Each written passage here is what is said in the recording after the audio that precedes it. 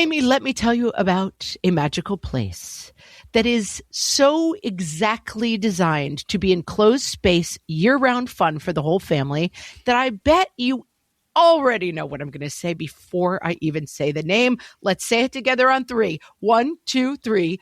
Great Wolf Lodge. You got it, Amy. My kids loved Great Wolf Lodge when we went. You probably already know that it has a huge indoor water park with a wave pool, lazy river, a bunch of massive water slides. But then your pack can hit the other attractions because, wait, there's more. Great Wolf Lodge has adventure-packed attractions like Magi Quest, a live-action game kids can play throughout the lodge, plus the Northern Lights Arcade. Spent some quality time there, so your kid who loves the lazy river and your kid who loves fantasy games will both have a great time. Great Wolf Lodge also offers great dining options and complimentary daily events like nightly dance parties, all under one roof. Unpack the car once and you're settled in to have fun. And with 22 lodges across the country, you're always a short drive away from adventure. We've both had such great times at Great Wolf Lodge, so bring your pack together at a lodge near you. Learn more at greatwolf.com and strengthen the pack. Hello, everyone, and welcome to Fresh Take from What Fresh Hell, Laughing in the Face of Motherhood. This is Margaret. And this is Amy, and today we're talking to Devorah Heitner. She is a leading authority on raising resilient and kind kids in our always connected world. Devorah has spoken at schools and top companies all over the world, and her writing on kids and technology has appeared in the New York Times and the Washington Post, among many other places. Devorah is the author of the best-selling book Screenwise, Helping Kids Thrive and Survive in Their Digital World. And her brand new book is Growing Up in Public, Coming of Age in a Digital World. Welcome, Devorah. Thank you. So right on the first page, you set up perfectly where things stand for our kids. You say, unless you were a child celebrity, your children likely have far less privacy than you did. Exactly. Can you explain to that? Can you help us set up that world that our kids are born into now? Yeah, I mean, we're like paparazzi for our kids. We're taking their picture and sharing it all the time. And then they quickly enter a world where their peers and friends are taking and sharing pictures of them and sharing information about them. Plus, school is tracking them on a bunch of apps that I wrote about. So there's just a lot of ways that our kids are surveilled. And when we were kids, for the most part, again, unless we were famous, probably we were only known to our family, our school, the people on our block, maybe in our religious community, but we weren't really searchable. You know, our face wasn't known outside. And one of my first experiences where this became really clear to me, and I don't even have a major presence on social media. I'm not like, hugely influential there, but I had shared a picture of my kid, enough pictures of my kid on Facebook that he was recognized in another city. As a little kid, we were at a parade in another town and someone was, turned to him and said, "Are you," and he has a weird first name, last name like I do. And he was like very disconcerted. And the person had recognized him from my posts. I always find that when I raised my kids in Los Angeles. Now I'm back in New York, but I would recognize celebrities' kids. And I'm like, why do I know that person? Like, I should not be recognizing that person. That's a child. And it is very disconcerting. But you aren't just talking about like people who are raising their kids like as YouTube influencers. I mean, this is not just for like the segment. No, I probably had like 500 Facebook friends at that time. And it was a family friend that recognized my kid. It wasn't someone completely unknown, but it was still creepy. Oh, okay. So it wasn't from your writing. It was really just a Facebook friend thing of like, oh, this is not fame adjacent. This is just Facebook. Yeah, but it's still creepy for kids. And it's creepy for kids to have people know things about them.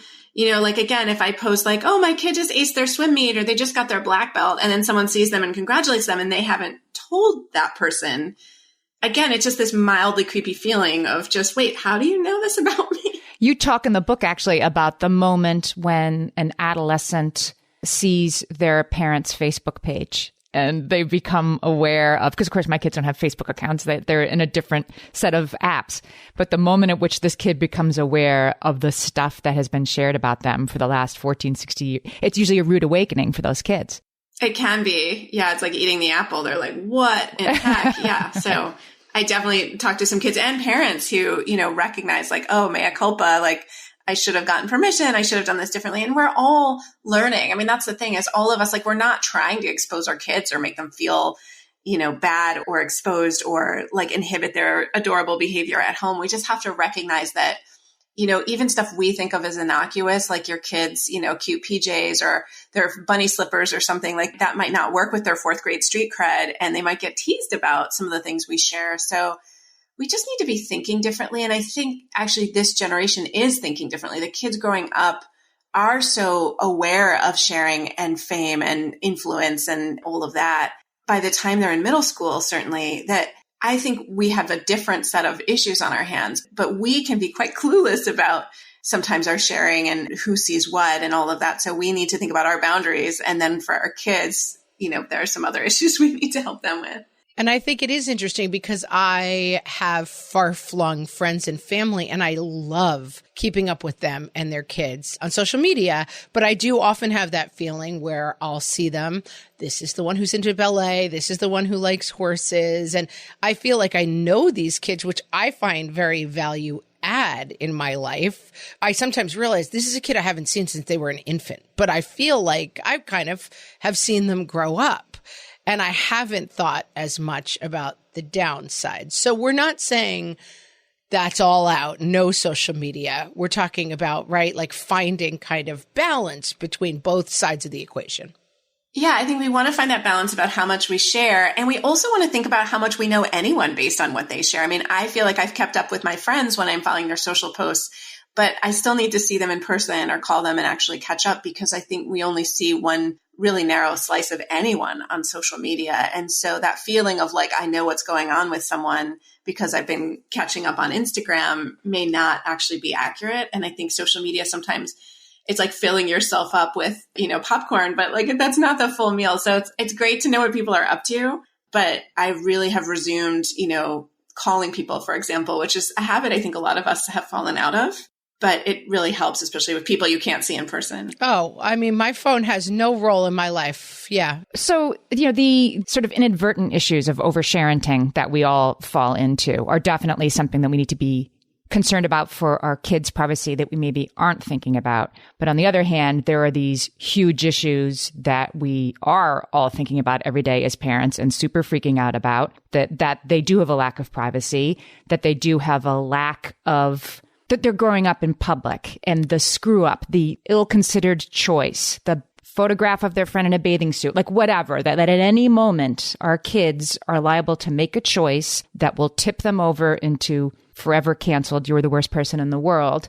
And that fear drives us without really knowing how to help them with that. That's where this starts, right? We as adults need to work to make it all less perilous. Like we should be fighting for what kids have in the UK and Europe and California, the right to be forgotten, where you can take data down when from before you were 18, things that you posted. That's, I think, something we should all be looking at. And we should just be looking at a society that's less willing to throw children and teenagers under the bus for something that they share. I think kids need to be accountable. So we don't want to say to kids, you can say whatever you want and cause as much harm as you want and everything's fine, clean slate. But what we do want to say is when kids mess up, we want them to move forward and we want them to be accountable in their own communities, right? So if a 12-year-old says something horrible about a teacher at her school, which is like a really not okay thing to do, and they post it, they should be accountable in that community, but they shouldn't be known for it 20 years later, in a worldwide search. Right? Like they should be accountable in that moment. They should make restitution to that teacher. They should recognize that some people in their community will have a hard time trusting them to be a nice person again, unless they can really work to show that they've changed. And that's all appropriate. Kids should make amends when they mess up and hurt other people, but it shouldn't go beyond, there should be a statute of limitations and it shouldn't go beyond their community, even if it does blow up and go viral, as has happened to some unfortunate kids. And we should never be part of amplifying another person's mistake, especially kids. I mean, I think even adults, we shouldn't necessarily gleefully amplify something harmful someone has said because that actually amplifies the harm, right? So we don't want to participate in that. But with a kid, we should especially focus on their learning. And then if they've heard someone else, we should also be focusing on the targeted community. Like say a kid posts something homophobic or racist, in addition to helping that kid figure out their stuff and get right with themselves and do the work they need to do, we also need to look at the targeted community because if that slur got posted, guess what? that targeted community has probably heard that more than once. So what's going on at that middle school or high school? How can we make sure that the queer kids feel safe, or, that the targeted community feels safe? Like, who was targeted? We don't want to only focus, in other words, on like amplifying the bad post and like, throwing that kid under the bus. We need to see that kid as like the canary in the coal mine. Like, if that kid is on record on video saying a racial slur, like, guess what? They learned it from somewhere. Like, how can we deal with these incidents? Not just by sort of punishing the one kid, but really focusing on the whole community. Yeah. And I think the instinct I had an incident with one of my children that was doing something genuinely naughty, but not super harmful. They were basically making prank calls. But I mean, these prank calls were like calling Burger King and being like, do you have a Big Mac? This was not a mature, thing. And someone else who was nearby was taping them to say, I'm going to hold you accountable. Like, you're wasting these workers' times, which they certainly were. I'm not defending the behavior. It wasn't like the smartest thing to do. It was the kind of thing that 11-year-olds do when they're bored.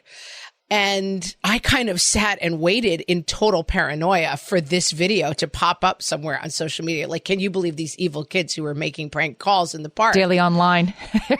Spoiled American teens.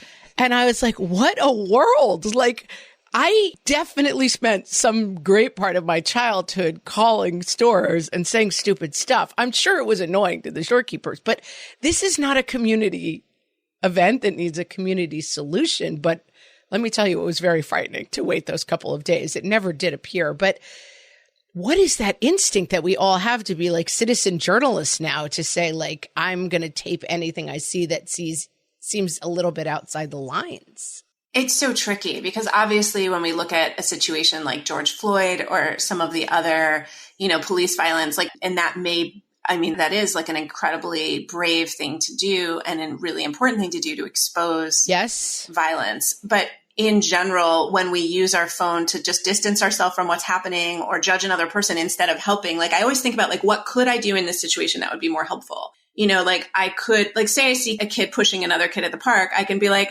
hey, it looks like that person is smaller than you and they're saying no, like, you can stop it. And you can say that to someone else's kid, especially if there is no clear adult around, right? Or you can even intervene and physically protect someone if you feel safe doing that.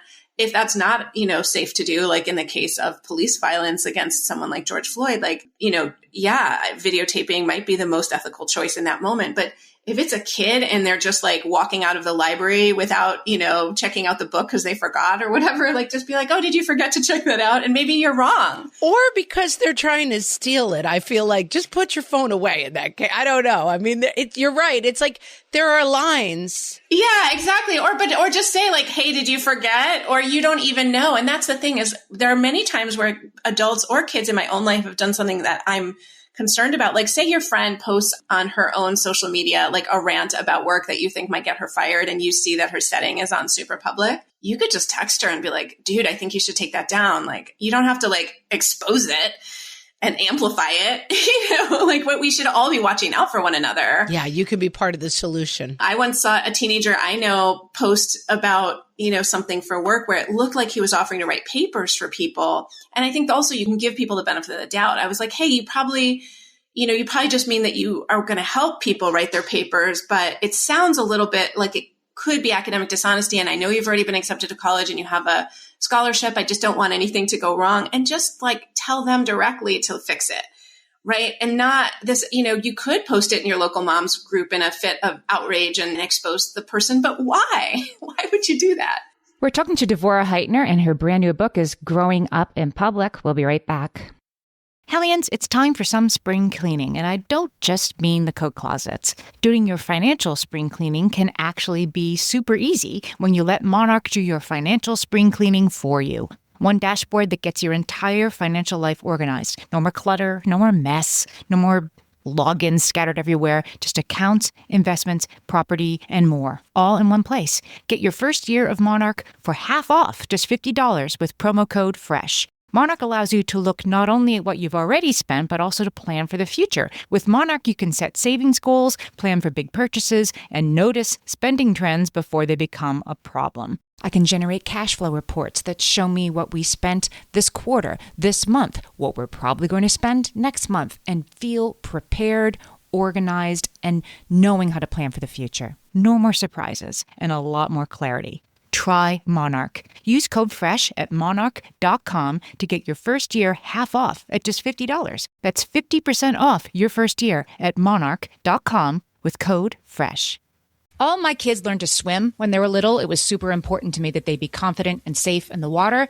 There was only one problem with that: taking them to swim lessons. I mean, the pools were freezing. There were always cranky adults doing laps right there. And it was definitely not, for any of us, what you would call fun. Amy, heard. But now there's Goldfish Swim School. Goldfish takes a really thoughtful approach to swim lessons, combining research-based teaching with a warm, kid-friendly environment that actually helps kids thrive in the water. Every detail at Goldfish is thoughtfully designed to create a golden experience, from shiver-free, warm indoor pools to comfy waiting areas for parents to professionally trained lifeguards on deck. Goldfish uses an approach called the science of swim play, which combines guided play with proven teaching techniques to help kids learn to swim, build water safety skills, and gain confidence, all at their own pace.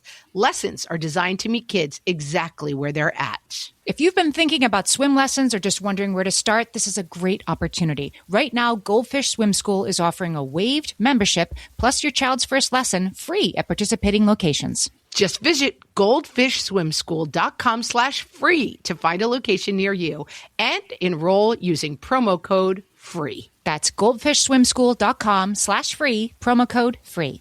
So, Devorah, our kids are growing up in this tricky world. Everything they're doing is in public. They're figuring out who they want to be in public and sometimes making mistakes. We are very concerned about protecting them from the potential consequences of the things that they might get wrong. And you say in your book that where we go wrong is by thinking that overtracking their digital presence is the way that we're going to protect them from something bad happening. Especially if it interferes with our relationship with them. Like, the most important thing is for your kid to be able to tell you, hey, somebody dropped, a genital pic on me today, via airdrop, and I'm really freaked out. It was super gross. Or, hey, somebody's harassing me in my direct messages, right? Or, I feel really bad because my friends are all on Snap Maps and I can see they're all at a party right now. Like, we want our kids to be able to tell us some of what's going on for them. And if they think we're overtracking, they're going to potentially shift their energy to hiding from us versus being able to come to us when they need to, and also learning to solve more minor to moderate problems on their own. Like, a certain level of social conflict in middle and high school is typical, and we want kids to be able to resolve that. And we may not want to live through the trauma of reading their every group text in 7th grade, because it might take us to a really bad PTSD middle school place ourselves. Instead, we might want to say, like, these are some situations that could come up in the group text, and I want you to come talk to me and get advice from me if they come up. And, you could kind of talk about those red letter situations, like a kid threatening to harm themselves or substance abuse, that kind of stuff, versus, if you're reading everything, first of all, you're not going to understand the context. You're going to be kind of traumatized. You'll never see their friends the same way. Some of the kids that you won't like anymore, which is hard to deal with. You can't erase some of those things from your brain. You'll find out your own kid probably has different language they use with their peers than they use at home. And to a huge degree, that's a positive, right? Our kids should know that there are different contexts for different ways of speaking. But I think it just really collapses a lot of boundaries if we're especially covertly monitoring our kids. If you are going to monitor, like, say you got your kid a new phone and you want to look at their texts initially, make sure that they're doing it right, I would let them know you're there, and also give them some kind of parameters. Like, I'd like to look at this with you once a week for a few weeks or a few months to see how it's going. And then I'm going to back off if I see that you are, doing it well. And then I still want you to always feel like you can come to me about any situations that come up in texting or in social media. I think when we overtrack our kids, from what I've seen and from the interviews I've done with kids, they end up focusing all their energy on hiding from us. It's another one of those balance issues, which all of this is, because I think, and we're constantly trying to push back on the podcast, that it feels like some of the advice is all roads lead to mom is doing it wrong, and that is exacerbating the problem. And it's we always feel sort of trapped in this world of you're powerless or you're overly controlling, and whatever happens. So it is, right? This finding of a balance. One of the things we try to do in our house is we plug our phones in on the kitchen counter. And so there are times where I'll pick up a phone because I think it's mine or whatever, and I'll see a text and I'll say, I really didn't like the tone of that text I just saw. And it's like, I'm kind of around, but I'm not monitoring. I don't have any apps. I'm not looking at what they do, but there's a general sense that I might see something at any given time. Like, does that feel like the right kind of balance in this whole world? Yeah, I mean, that's more like overhearing on the phone, which we all did when we were kids, versus kind of diving into for the transcript, which is a different level of intrusiveness. And I think it's great to give kids that feedback. And especially too, if they're struggling with something like, if my kid is struggling to make plans and I'm like, hey, can I look at the texts where you all are struggling to make plans? And especially early on, like earlier in middle school, I'd be like, I see nobody's mentioned a time or a day in this thread. Like, I'm just going to throw out there that even if it's not the final time and day, like sometimes proposing a time and a date can really push the process toward plans that work, and things like that. So those are times where I think it's really helpful. And yeah, absolutely letting kids know the tone. And another thing that we have to recognize is we grew up hearing our parents and siblings on the phone, and our kids are watching us thumb out our lives. So we may want to be explicit about, hey, I'm going to actually wait and not text grandma right now because this is really big news. And I think this might be news for in person, or just giving them some of those big notes, or I'm having a conflict with someone on email right now. So I'm going to try to talk it out in the office tomorrow because I think we're going to get to a better resolution in a conversation.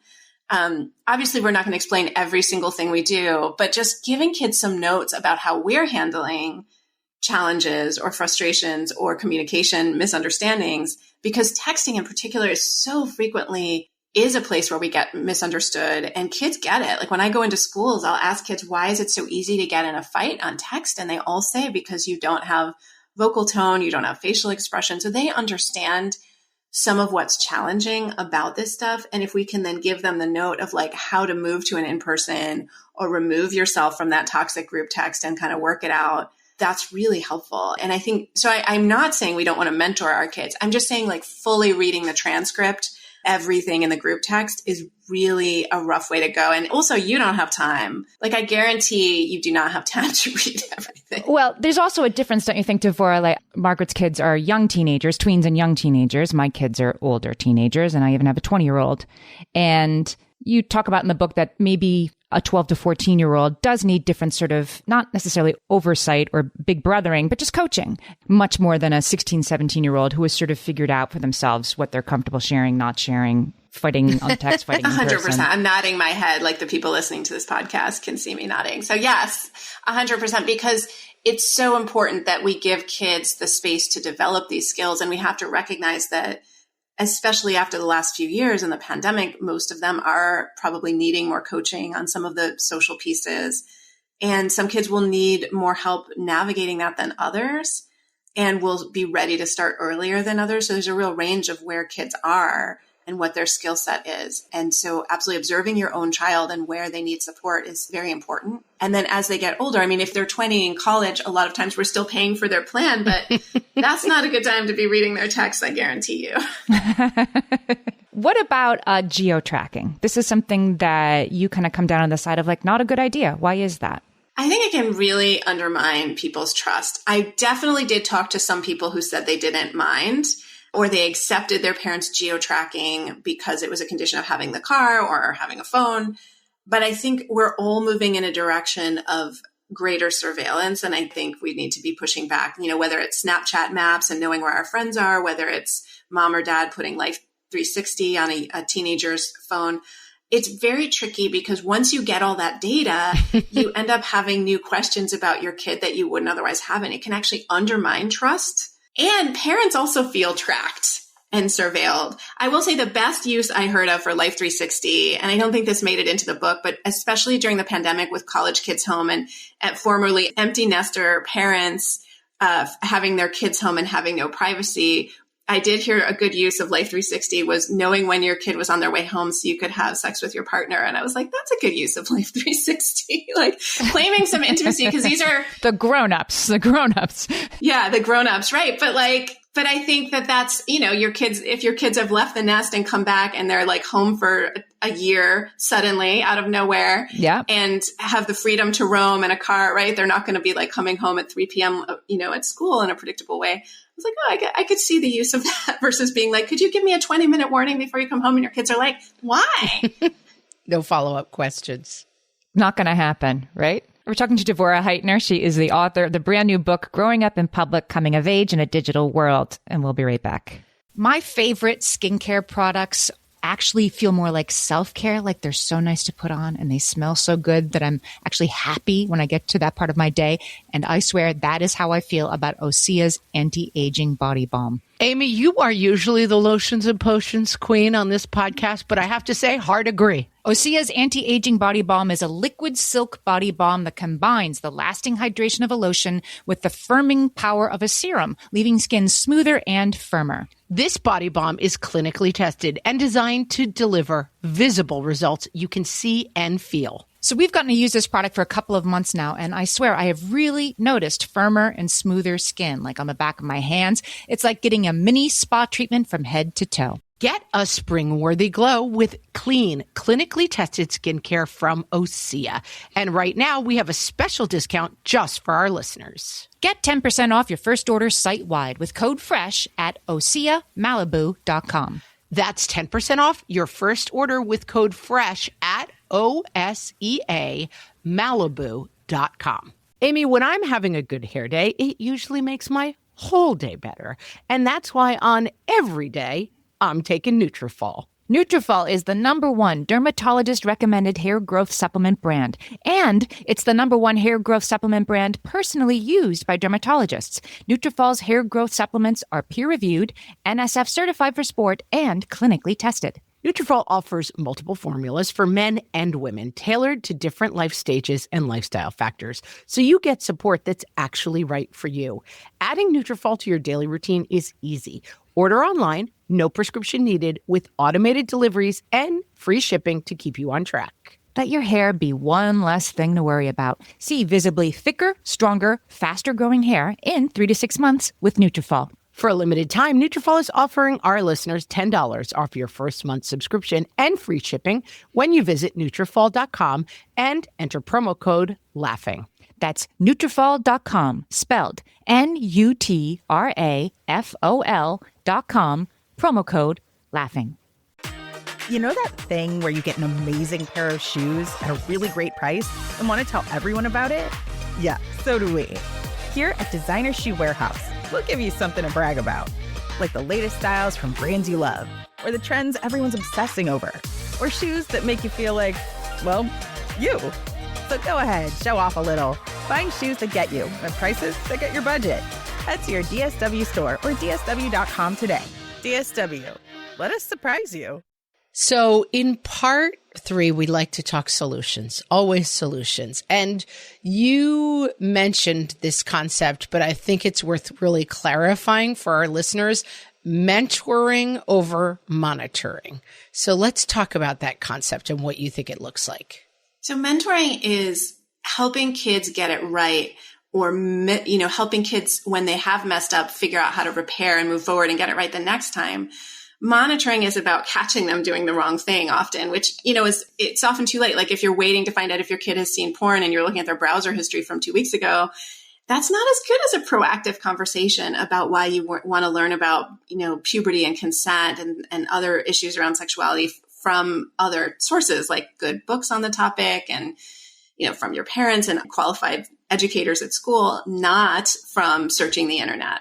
And there's so many other situations like this where, again, like seeing a conversation, as you pick up your kid's phone and saying, I don't like the tone, is great. If you happen to have a kid who plays video games and they play with no headset and you can hear them in the moment, you can just walk right on by that Roblox playing kid and be like, dude, that's not very nice, right? And, give them feedback in the moment. And I think that's mentoring. Monitoring is like, I caught you. You're in trouble now. And it doesn't do as much to help kids figure out, well, where do I go from here? Like if I, okay, maybe I got my phone taken away or some other consequence for getting this wrong, but what does getting it right even look like? What are my options? So mentoring could be talking about in a group text situation, maybe you have 3 options. If somebody's being mean, you could go directly to that person in a text. You could confront that person in front of everyone. And I think as adults, we know how that's going to go, right? Or you could go to the person who was targeted and express solidarity to them privately. And a 4th option would be like leaving the group text. So just even going over some of those options, letting your child brainstorm some options. Ideally, if they come up with some ideas, that's good because then it feels like it's coming from them. It feels more authentic. And it's important to give space to our kids' ideas. Like even if you say, wow, it seems like you really get angry when you play that one video game. What do you think would help? And see what they say. They may actually have a really good solution. And that's more of a mentoring conversation than a monitoring. It goes towards an idea we talk about a lot on the podcast, which is getting on the same side of the net of the problem. And it seems like monitoring is you versus your kid, opposite sides. And mentoring is like, hey, let's the two of us figure out this difficult problem of the digital landscape. And just recognizing that you too struggle. Like I can say to my kid, it's so hard for me to focus on my computer when I have a hard task that I don't feel like doing. And there's so many other fun things to do on the laptop. And I see that's a struggle for you doing your homework. What do you think would help? Do you think it would work to try to do some of your homework unplugged? Do you think it would help to go to a different space? Like, here are some things that I've tried. And so it's not like, what's wrong with you, kid? Why can't you figure this out? It's like, yeah, these devices are pretty distracting. Like, let's think about how to get work done in this environment. You also talk about moving from fear-based approach to an empathy-based approach. And you gave I thought, a brilliant example in the book, which is you see that your kid is texting at 2:00 in the morning. You can tell from their screen time usage or whatever that they're up half the night texting. And, instead of coming in over the top, like, don't you understand how important it is to get a good night's sleep? You can lead with the empathy of the kid is talking to a friend who's really struggling. There's a reason that they're up at 2:00 in the morning and they're trying to help a friend. Should that be happening? Do they need support around that? Those are other questions, but it isn't, your kid's not a bad kid because she's texting at 2:00 in the morning necessarily. Right. Yeah. Starting from the place of, everything has a reason. Right. And of course, yeah, you might need your kid to rethink their boundaries or focus on their own sleep and the important mental health and physical health benefits of that rest. But generally, yeah, if a teenager is going to do something at 2 a.m., like there is a reason. I mean, and maybe the reason is they're really struggling socially themselves or emotionally in a relationship, or they may be in love for the first time. There's so many reasons, right? And they may be supporting a friend through a crisis. And I think even if we want our kids to work on new boundaries, we can start from a place of like, you're a really caring friend, right? Or whatever it is that we see in them that's, drawing them into this stuff. Like some kids who really struggle with boundaries with social media is because they don't want to let anyone down. And like, if you have a kid who's that kind of upholder and they're doing that kind of social labor, of course we want them to have different boundaries, but you can start from being like, yeah, your friends appreciate you and you're a really good friend. And they'll be okay if you don't like their post till the morning. Like we can work that in. Well, you could have both. Let's talk about when a kid does go viral for the wrong reason. I have had this, in our community a couple times now, and it does. People love a pile-on. Like people love to feel self-righteous, and it goes to a point of like, we should know this is happening in our community to clearly like, let's all get out our bats and keep beating this dead horse for another week. What happens? What do you do in the case where it happens? I think we first of all should refuse to participate in the pile-on, and no matter what someone's done or how upset, we need to focus on supporting the target or the targeted community. Again, if someone was hurt by the post, if no one was hurt by the post, like say it's a video of a kid vaping, like I talk about in the book, the only person who's hurt by vaping is the person who's vaping. And in one of the posts I talked about, the kid was even fake vaping. He was like holding up a vape to try to look cool. And that's a problem of context, like taking that photo out of context. Like that kid in that moment thought that would be a funny joke taken outside of the context, which is such a problem of social media and digital communication. People were offended and appalled, but he's not hurting anybody, right?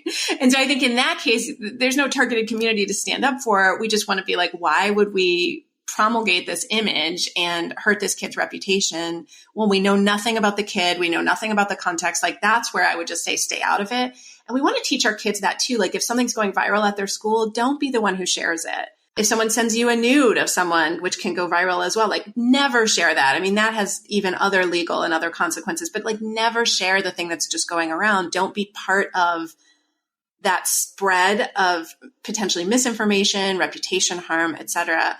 And I think we need to kind of, when someone wants to share something like that with us, say, hey, that's somebody's kid. And we always need to remember that we haven't seen everything our children have done. Even when sometimes people will bring in the screenshots to the principal and be like, look at this crazy group text and look at what, somebody said to my child.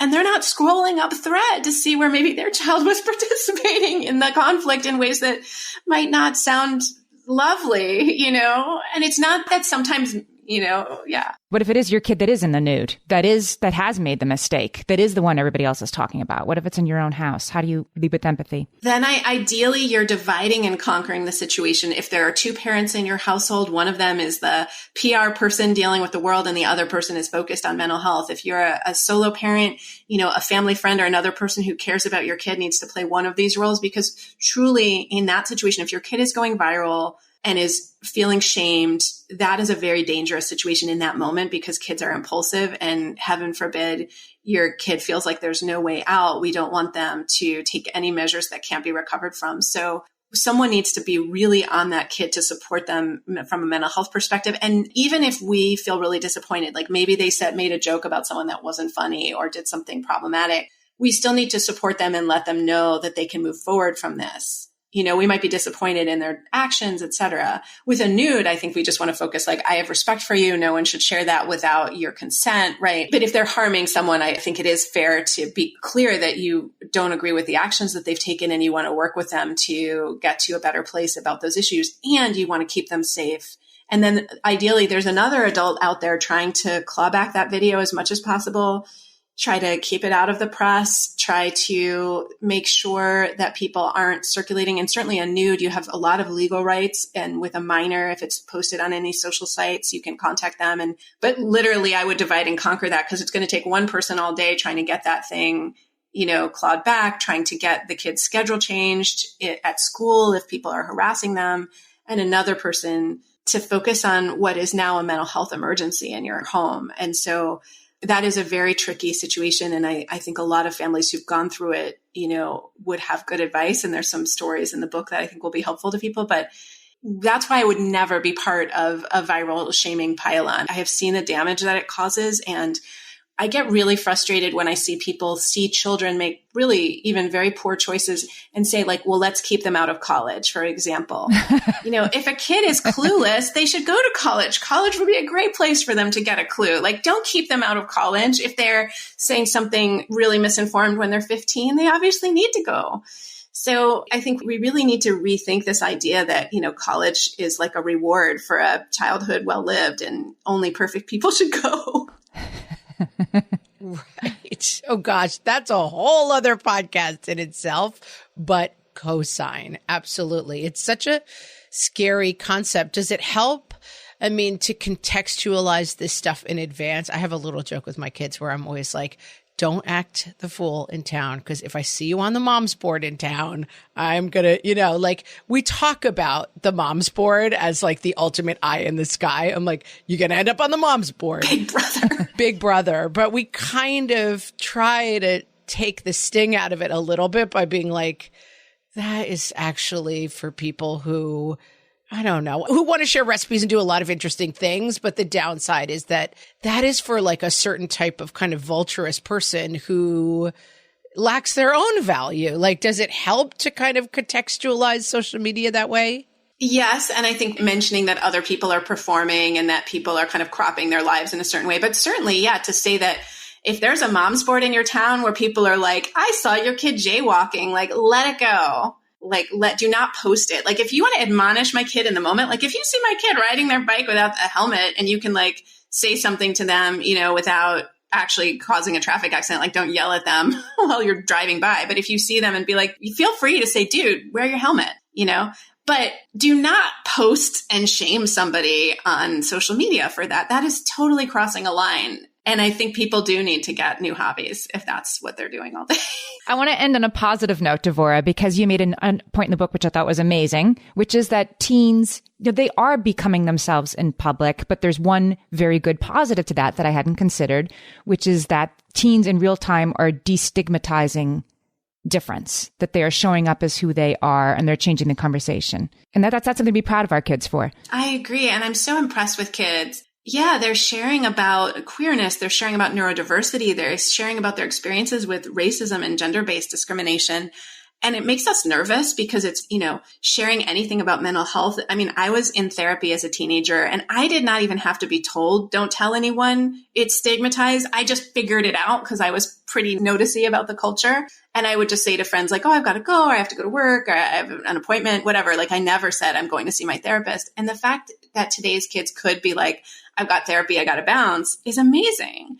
And again, it's not that anyone has to reveal their mental health status or any of these other experiences or identities that I mentioned. I think it's totally great for folks who want to keep private.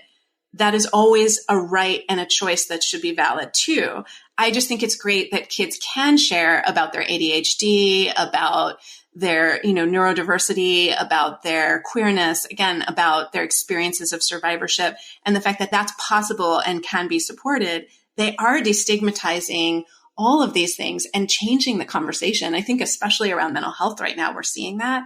And it's a great change in our culture. And I do think adults, it makes us very nervous because we grew up with all those stigmas and we're like, whoa, do you want to put out there that you're, transgender? Or do you want to put out there that you're pansexual? Or do you want to put out there that you have, ADHD or dyslexia? Or your Me Too story, maybe you don't want to put that out there because we were conditioned not to do that. But for the kids who choose to do that, they're doing it to come into community, not just coming out to a public. And I think they're building something that we'll see good results from for, many generations. We've been talking to Devorah Heitner. Her brand new book is Growing Up in Public, Coming of Age in a Digital World. Devorah, tell our listeners where they can find you in the book. So I am at DevorahHeitner.com. The book is every place books are sold. You got your bookshop, you got your indie bookstores, you've got your Amazon and Barnes & Noble, all the things. So please read it. Tell me what you think. Talk to your friends about it. I am really interested in hearing people's stories about what it's like to grow up in public and what it's like to raise kids growing up in public. We will link to all of those places and to our bookshop. And thank you so much for talking to us today, Devorah. This was such a useful conversation. Thanks, Devorah. Thank you.